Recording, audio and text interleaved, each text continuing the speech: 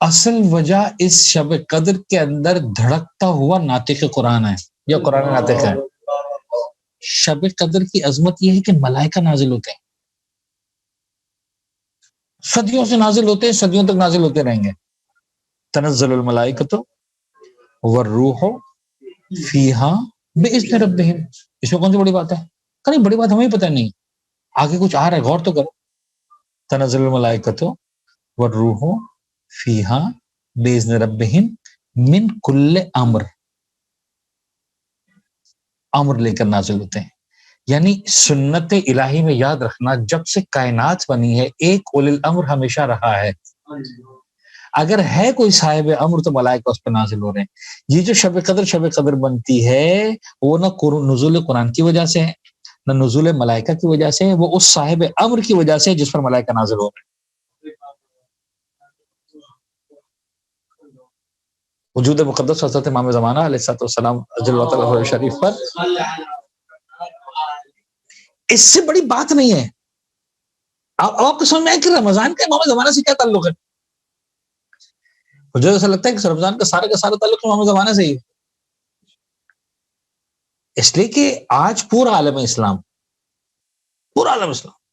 جہاں جہاں پر اسلام ہے، اسلامی مملکتیں ہیں، ترکی ہے، سعودیہ ہے، ایران ہے، عراق ہے، پاکستان ہے، انڈونیشیا ہے، کوئی ایک تو دعویٰ کرے کہ ملائکہ مجھ پر نازل ہوتے ہیں.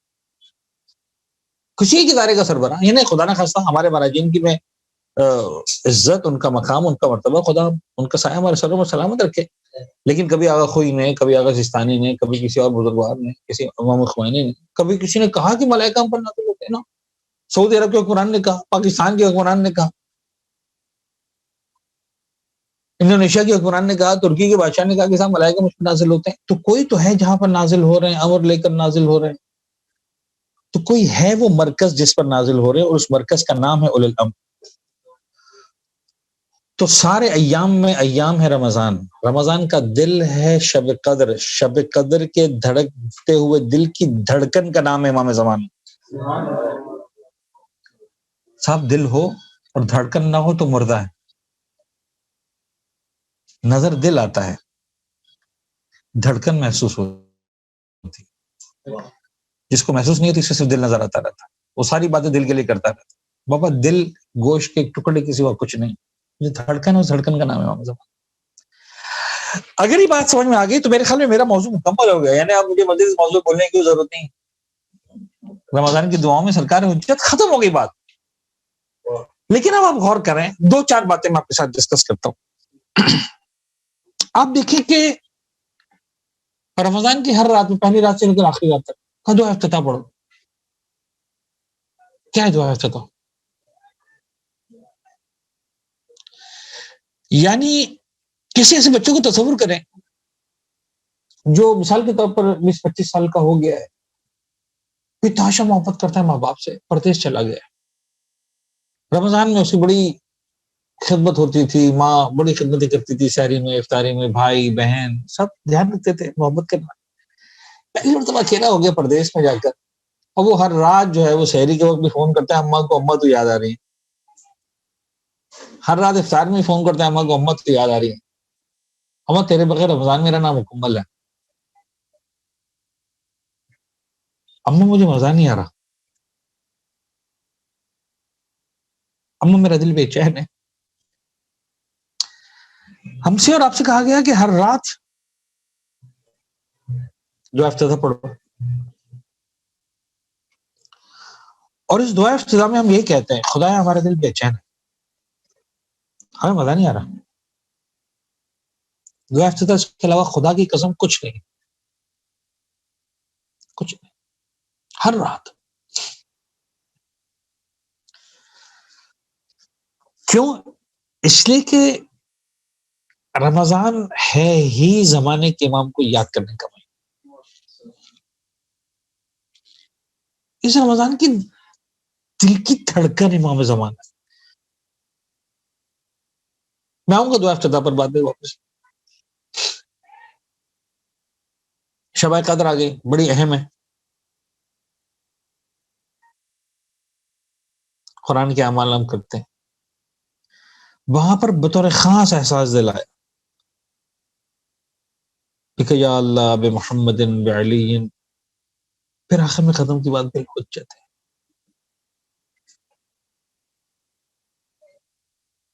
غور کر رہے ہیں کس طرح سے اس مرکزیت کو بیان کیا.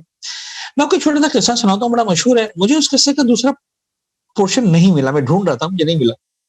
یہ بڑا خوبصورت قصہ ہے، مقدس اردبیلی مشہور ہے. میر علام نے اس قصے کو لکھا ہے، بڑا مشہور علماء کے درمیان ایک قصہ کہ رات کو ایک مرتبہ جو ہے کہ جا رہا تھا، دیکھا کہ جو ہے وہ مقدس جا رہے، پیچھے چل پڑا. مولا امیر کے حرم میں گئے تو دروازے بند تھے. وہ دو طرح جب حرم دروازے بند ہو جایا کرتے تھے، 24 گھنٹے نہیں کھلے ہوتے تھے. لیکن جب وہ پہنچے دروازہ خود بخود کھل گیا. اندر گئے، پھر زری والا دروازہ پھر خود بخود کھل گیا، جو زری والا کمرہ. چلے گئے بالکل زری کے پاس، باتیں کرنے لگے. صاحب یہاں پر کون ہے اندر سے باتیں کر رہے ہیں؟ کچھ دیر باتیں کی، باتیں کر کے واپس آئے. پھر دروازے اسی طرح بند ہوتے گئے، کھلتے گئے، بند ہوتے گئے، اور چلے مسجد کوفہ کی طرف. ظاہر سی بات ہے نجف میں مولا امیر کا حرم مسجد کوفہ اچھا خاصا فاصلہ ہے، چند کلومیٹر کا فاصلہ ہے، 1 آدھ گھنٹے سے زیادہ کی واک. چلتے گئے مسجد کوفہ کی طرف. یہ کہتے ہیں پیچھے چلتا رہا. سیدھا مسجد کوفہ میں گئے. مسجد کوفہ میں جا کر اس مقام پر گئے جہاں پر محراب ہے، محراب شہادت. کہنے لگے ایسا لگتا تھا وہاں کوئی موجود، اسے باتیں کرنے، باتیں کرنے لگے. کافی دیر باتیں کرتے رہے. باتیں مکمل وہاں سے واپس چلے. کہ میں چھپا رہا، آخر تک سامنے نہیں آیا. کہ جب واپسی میں مسجد حنانہ کے پاس پہنچے، جنہوں نے نجف کی زیارت کی وہ سمجھیں گے بڑے آسانی سے. جب حنانہ کے پاس پہنچے تو کہنے لگے مجھے کھانسی لگی. کھانسی ایسی خطرناک کھانسی لگی کہ میں برداشت نہ کر سکا، میری آواز بلند ہو گئی. پلٹ کے دیکھا فوراً تو سناٹے میں آواز آئی. کون؟ میر اللہ. اچھا کہہ رہا میں بھی کھل گیا. میں اس وقت کہا تم یہاں میں کیا کر رہے ہو؟ کہا میں اس وقت سے آپ کے ساتھ ہوں جب حرم میں کیسے دروازے کھلے تھے. اب آپ کو خدا کی قسم، یہ اس ذات کی قسم جیسے مل کر آئے، مجھے بتائیے کیا ہے. کہا ٹھیک ہے میں وعدہ کروں کہ جب تک میں زندہ ہوں سے یہ کسی کو نہیں سناؤ گے، بعد میں سنا دے. ٹھیک. فرمایا کہ میں کچھ علمی معاملات تھے، میرا دل چاہا کہ میں سرکار امام علی مقام کی خدمت میں جاؤں، مولا امیر کے حرم میں، وہاں جا کر باب مطلب علم وہاں سے سیکھوں. تو وہاں پر گیا تو وہاں پر میرے مولا نے جوابات نہیں دیے، اور یہ کہہ کر جواب نہیں دیے کہ میرا بیٹا وہاں پر محراب میں موجود ہے مسجد کوفہ کی، اور جاؤ وہاں جا کر اس سے سوال کرو. اچھا اس واقعات میں جنہوں نے لکھا ہے نہیں جملہ نہیں لکھا، لیکن ایک بہت ہی بزرگوار استاد سے میں یہ جملہ سنا کہ جب سرکار حجت کی خدمت میں پہنچے ہیں مقدس اردبیلی، تو پہلا جملہ جو امام نے کہا وہ یہ تھا کہ مقدس جب تک میرے دادا نے نہیں کہا تو میرے پاس نہیں.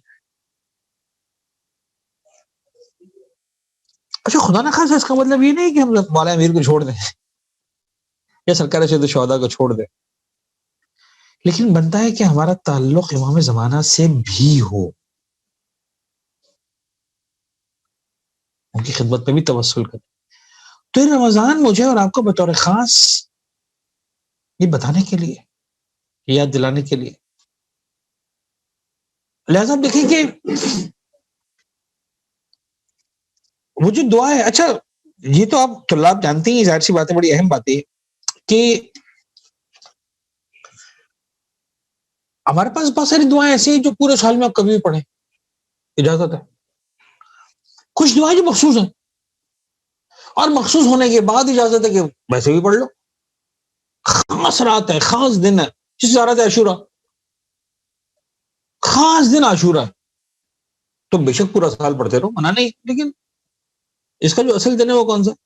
عاشورہ. دعائے کمائل ہے، اصل رات کون سی ہے؟ نیمہ شعبان، سال میں ایک رات ہے. پھر کہا کہ ٹھیک ہے تم ایسا کرو شب جمعہ پڑھ لو. اچھا ہر شب جمعہ کے علاوہ آپ ویسے جمعے کوئی پڑھ لیں، منع نہیں کرے گا. لیکن اگر سال میں ایک رات ہے تو کون سی رات ہے؟ نیمہ شعبان. ایسا ہی اسی طرح 23ویں شب کی ایک دعا ہے، خاص دعا ہے. مجھے نہیں معلوم آپ نے کبھی شب قدر کے اعمال کو اس انداز سے دیکھا ہے کہ نہیں دیکھا. 23ویں شب جس کے بارے میں سب سے زیادہ امکانات اس بات کے ہیں کہ لیلۃ القدر شب 23، ہر 19، 21، 23 تینوں میں احتمالات.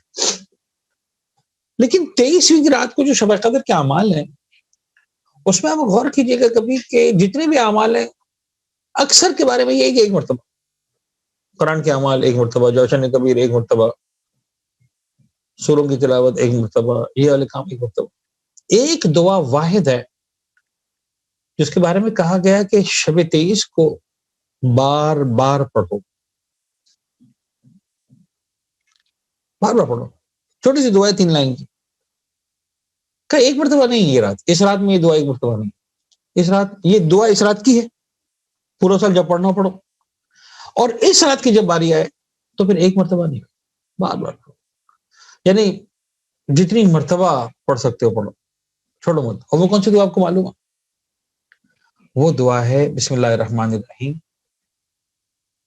اللہم کل ولیک الحجۃ بن الحسن صلواتک علیہ وعلی آبائہ فی ہذہ الساعۃ وفی کل ساعۃ ولیا وحافظا وقائدا وناصرا ودلیلا حتی تسکنہ ارضک طوعا وتمتعہ فیہا طویلا.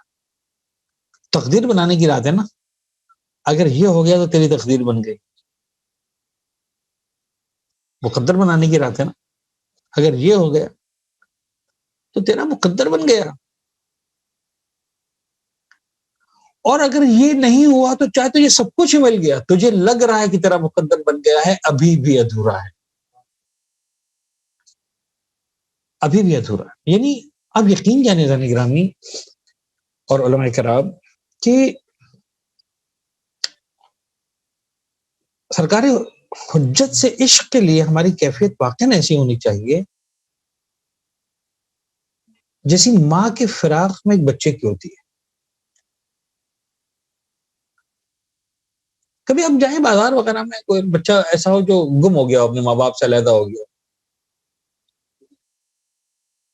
دور ہو گیا، اور اب وہ بھٹک رہا ہے اور اس کو احساس ہو گیا، پہلے تو 2-4 منٹ وہ گھومتا پھرتا رہا ادھر ادھر، ہے نا، اور جب اسے خیال ہے کہ نہیں اب میری ماں میرے ساتھ نہیں، میں الگ ہو چکا ہوں، جدا ہو چکا ہوں، اور اب میں تو اب وہ چلانا شروع کرتا ہے، پریشان ہونا شروع کرتا ہے. اس وقت آپ اس کو بہلا کر دکھائیے، اس کی پسندیدہ ترین چیز اس کو دے دیں، پھینک دے گا اٹھا کے. یعنی جس کی خاطر ماں سے لڑنے کو تیار ہے، جس چیز کی خاطر باپ سے لڑنے کو تیار ہے، بعض اوقات جس چیز کی خاطر بظاہر ماں کو چھوڑ دینے کو تیار. یعنی کہ اس کو اگر ایک ٹافی پسند ہے اور ماں نہیں دے رہی، آپ وہ دے رہے ہیں، اور آپ کہیں ٹھیک ہے آ جاؤ ہماری گود میں، تمہیں دے دیں گے، ماں کو چھوڑ دو، تو 1 منٹ کے لیے ماں کو چھوڑ دینے کو بھی تیار ہے. وہی والی ٹافی اب دیں اس کو، وہ ٹافی کو پھینک دے گا کہ نہیں مجھے ماں چاہیے. پسندیدہ ترین کھلونا دیں، ماں چاہیے. غیبت امام میں میرا اور آپ کا عشق خدا کرے اس کمال پر پہنچے کہ خدا میں سب کچھ دے، ہم کے پالنے والے وہ چاہیے، تو سب کچھ بھی دے دے پھر بھی ہم ادھورے ہیں. یوسف زہرا کے فراق. رمضان کے مہینے میں مجھے اور آپ کو دعائے افتتاح کے ذریعے، شب قدر کے اعمال کے ذریعے، بالحجت کے ذریعے، اللہم کل ولیک الحجۃ الحسن کے ذریعے کنیکٹ کیا. قرآن نے تو بڑے ہڈن الفاظ میں کہا تھا، تنزل الملائکۃ والروح فیہا بإذن ربہم من کل امر. یہ امر لے کر نازل ہوتے ہیں اس لیے شب قدر،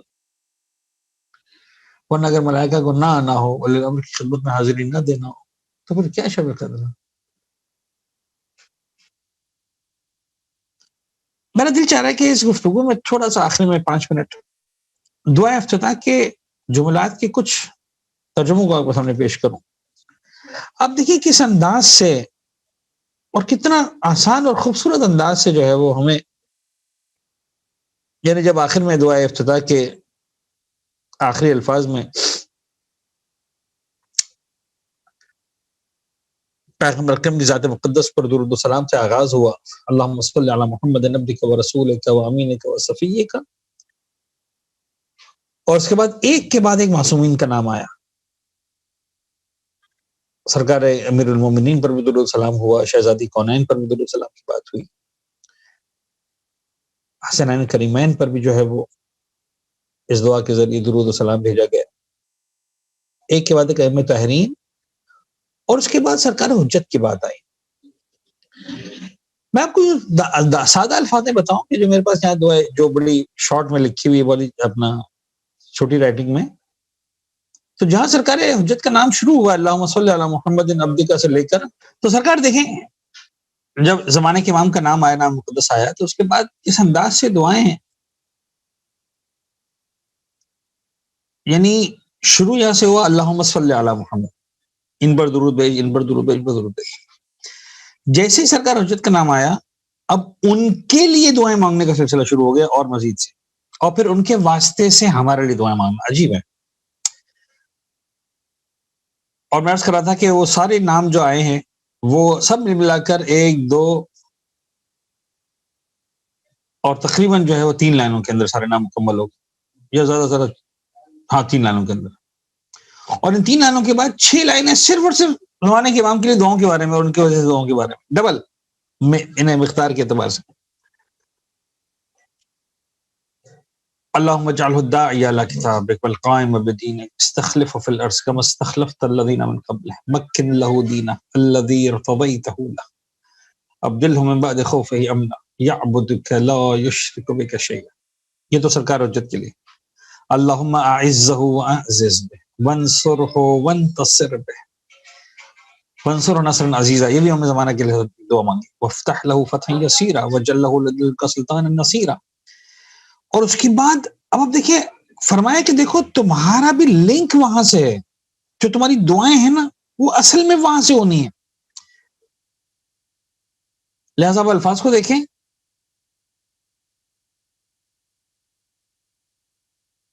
اللہم آثر بہ دینک سنت نبیک حتی لا یستخفی بشیء من الحق مخافۃ احد من الخلق، اللہم انا نرغب الیک فی دولۃ کریمۃ تعز بها الاسلام والاہل۔ وہ جو حکومت الہیہ قائم ہونی ہے وہ صرف اور صرف اور صرف زمانے کے امام کے ظہور کے بعد ہے۔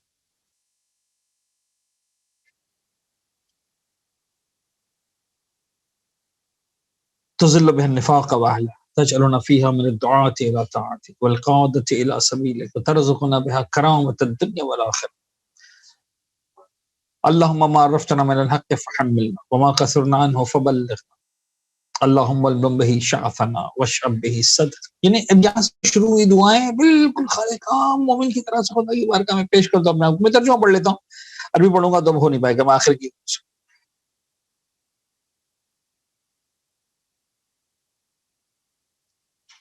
فرمایا سنو اے معبود، ہمارے بکھرے پن کو ان کے واسطے سے رحمت، وحدت اور جمعیت میں بدل دے، ان کے واسطے سے ہمارے درمیان کے رخنوں کو بھر دے، ہماری جدائی کو ان کے واسطے سے وصل میں بدل دے، ہماری قلت کو ان کے واسطے سے کثرت میں بدل دے، ہماری ذلت کو ان کے واسطے سے عزت میں بدل دے، ہماری تنگدستی کو ان کے واسطے سے بے نیازی میں بدل دے۔ یعنی تنگدستی صحیح معنوں میں ختم ہی اس وقت ہوگی جب اہل بیت، جب کئی آخری وارث تشریف لائے گا انشاءاللہ۔ ہمارے قرضداروں کے قرض ان کے واسطے سے ادا فرما دے، ہماری ناداری کو دور فرما دے ان کے وسیلے سے، ان کے واسطے سے ہماری بے نوائی کا راستہ بند کر دے، ہماری سختیوں کو آسان کر دے، ہمارے چہروں کو ان کے وسیلے سے روشن کر دے، انہیں کے واسطے سے ہمارے اسیروں کو رہائی عطا فرما دے، ان کے واسطے سے ہماری حاجت برآری فرما، ان کے واسطے سے ہماری میادوں کی تکمیل فرما، ان کے واسطے سے ہماری دعائیں مستجاب کر، ان کے واسطے سے ہماری مانگ عطا کر، ان کے واسطے سے دنیا و آخرت کی آرزو تک پہنچا دے۔ دنیا اور آخرت ملے گی اس زمانے کے امام کے ظہور مقدس اور ان کے قدموں کی انشاءاللہ آہٹ اور چوکٹ سے ملے گی۔ لنک کیا ہے، مسلسل کہا ہے کہ اپنے آپ کو کنیکٹ کرو، رمضان کے مہینے میں اپنے آپ کو زمانے کے امام سے کنیکٹ کرو۔ آف کورس رب العزت کی بارگاہ سے کنیکشن ہے، روزے کی عبادت ہے، نماز کی عبادت ہے، قرآن کی عبادت ہے۔ کنیکٹ کرو اپنے آپ کو۔ قرآن صامت کو پڑھنا اور ہے، یقیناً پڑھنا ہے، اس کی بہار ہے، اس کی عظمتیں اہل بیت اطہار نے تائید کی۔ ہم کون ہوتے ہیں اس کی عظمت سے انکار کرنے والے؟ خدا را پڑھیں قرآن مجید کو، لیکن اس قرآن صامت کے ساتھ ساتھ اس قرآن ناطق کا مطالعہ بھی کریں اس دعا افتتاح کے ساتھ۔ عجیب ہے درد زمانے کے امام کے حوالے سے۔ میں 1 2 باتیں اور کرنا چاہ رہا تھا، اب دعا میں اپنی گنجائش نہیں بچی، صرف اشارتاً عرض کر دوں۔ حتیٰ رمضان کا مہینہ مکمل ہوا تو پھر اگین ایک دعا جو آپ سے کہا رہا تھا کہ دعاؤں کے ایام خاص، دعائے کمال کی بات کی، زیارت عاشورہ کی بات کی، دعائے سلامتی امام زمانہ کی بات کی، ایک اور دعا کا نام لو، دعائے ندبہ کا، سب 4 عیدوں پر ہے. تو ایک تو عید جمعہ ہے، اس کے علاوہ کیا ہے؟ عید فطر ہے، عید قربان ہے. یعنی اگین آپ ایک اس بچے کو تصور کریں، اس یتیم کو تصور کریں جس کی ماں مر گئی ہو، اس کو عید فطر منانے میں مزہ ہی نہیں آتا. وہ صبح جاگنے سے لے کر، نماز عید سے لے کر، اور سوئیوں سے لے کر، اور لنچ سے لے کر، ہر مقام پر ماں کو یاد کرتا ہے. خدا کہتا ہے کہ بابا تم عید کے دن ساری خوشیاں ایک طرف مناؤ، خوشیاں منع نہیں، یاد کرو دعائے ندبہ زمانے کے امام کے فراق کے مرثی کے سوا کچھ بھی نہیں. تمہاری عید نامکمل ہے، تمہیں لگ رہا ہے مکمل، ادھوری ہے. ظہور جب تک نہیں ہوتا تب تک ادھوری. تم یاد کرو، پھر عید مناؤ لیکن یاد کرو. بلکہ ایک جملہ میں کہا کرتا ہوں کہ ہر سال چاند کا مسئلہ پیش آتا ہے اس موقع پر. پورا عالم اسلام، اچھا بھی بات شیعوں کی نہیں رہی، لوگ سمجھ رہے شیعوں میں مسئلہ، ہاں پورا عالم اسلام، پشاور میں ہو رہا ہے، کراچی میں نہیں ہو رہا، سعودیہ میں ہو رہا ہے، پاکستان میں نہیں، گورکھ دھندا ساری دنیا کے. اچھا سب اس بات کو سمجھتے ہیں. اب میں اس وقت علمی بحثوں میں نہیں جانا چاہتا کہ کوئی ایک سپریم اتھارٹی ہونی چاہیے جو کہے ہاں تو ہاں، نہ تو نہ. تمہیں ویسے زمانے کے امام کے غیبت کا احساس نہیں ہوتا، سارے حلال حرام تم اپنی مرضی سے کیے جاتے ہو. کم از کم اس مرحلے پر آ کر تو کہو کہ بابا وہ جو ہستی ہے وہ مہدی فاطمہ کے سوا کوئی نہیں، جس کی ہاں ہاں ہے، جس کی نہ. مجھے تو بعض اوقات لگتا ہے کہ شاید مصلحت پروردگار یہ ہے کہ چاند کا مسئلہ کسی نہ کسی طرح سے ہوتا رہے، تاکہ ہمیں یہ سمجھ میں آئے کہ بابا یہ مسائل نہیں حل ہو سکتے جب تک مہدی فاطمہ. ورنہ ایمانداری سے بتائیں ہمیں کب محسوس ہوتی ہے ضرورت زمانے کے میں؟ ہمارے تو سارے کام چل رہے ہیں. میں معذرت کے ساتھ کر رہا ہوں، میں کسی کی محبت پہ وہ نہیں کر رہا، ہمارے سارے کام چل رہے ہیں، ہماری خوشی بھی چل رہی ہے، غم بھی چل رہے ہیں، سب کچھ چل رہا ہے. ہمیں کب احساس ہوتا ہے؟ مجھے لگتا ہے کہ ہمارے دور میں ایک عام مومن کو جب زمانے کے امام کی غیبت کا احساس ہوتا ہے وہ چاند کے مسئلے کو ہوتا ہے کہ مولا تم آ جاؤ، سارے مسئلے ختم ہو جائیں، ہم تنگ ہیں ان اختلافات سے، ان فتووں سے. تو وہ کیا کرتے ہیں؟ اپنی بھڑاس نکالتے ہیں مولویوں پر، مولوی ایسا کر رہے ہیں ویسا. بابا شاید بات تمہاری صحیح ہے کہ چاند کا مسئلہ حل ہونا چاہیے، توپوں کا رخ تم نے غلط کر لیا ہے. تم توپوں کا رخ علماء کی طرف کرنے کے بجائے اپنے ہاتھوں کا رخ خدا کی طرف کرتے کہ پالنے والے ہم تیرے ناچار بندے ہیں، ہم تو عید بھی نہیں منا سکتے زمانے کے امام کے مطابق. ہمیں سمجھ بھی نہیں آتا کہ روزہ رکھنا واجب تھا کہ حرام تھا، ہم تو اسی کو الجھے رہتے. جو عید منا رہا ہے وہ بھی خوف میں ہوتا ہے ایسا نہ ہو یار واجب ہو، جو روزہ رکھ رہا تھا وہ بھی خوف میں ہوتا ہے کیا پتہ عید ہو گئی ہو، کسی کو کیا پتا. کاش اپنے زمانے کے امام کی غیبت کا اسی طرح سے اندازہ ہو جائے. شاید راز یہ ہے کہ دعائے ندوہ میں بھی یہی کام کروایا، عید الفطر میں بھی یہی کام کروایا، عید قربان میں بھی یہی کام کروایا. تمہیں کیا پتا عید ہوئی بھی ہے کہ نہیں ہوئی ہے؟ تم عرفہ کے دن تو عید نہیں منا رہے ہو، یا 11 کے دن تو جو ہے وہ عید کی نماز نہیں پڑھ رہے ہو، تمہیں کیا پتا. تو خدا کرے کہ ہم جو ہے وہ اس طرح سے اپنے آپ کو کنیکٹ کریں، سمجھیں، اپنے مولا کی معرفت حاصل کریں. اس دعا کے ساتھ گفتگو کو مکمل کرتے ہیں. پالنے والے محمد و آل محمد کا واسطہ. معبود تیرا کرم ہے کہ تو اتنے بابرکت مہینے کو مہمان بنا کر ہمارے درمیان بھیجتا ہے. ہم شاید بہت برے میزبان ہیں لیکن تو بڑا کریم ہے، بڑا بہترین مہمان ہے جو آنے والا ہے. اس مہمان کا جو احترام ہے اس احترام کو ادا کرنے کی کوشش کرنے والوں میں ہم سب کا نام شامل فرما. اس مہینے میں جس بلندیوں تک پہنچانے کے لیے تو نے ایک رات بنائی ہے کہ ساری زندگی ایک طرف ہی، اکیلی رات ایک طرف.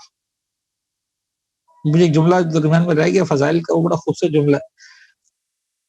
ہمارے لیے بھی وہ رات خدا نے بنا دی کہ آؤ تو کر سکتے ہو. اب ہمیں ملی نہ ملی، ایک کو مل گئی، ہمیں وہ جاگ کر ملے گی، ایک کو سو کر مل گئی.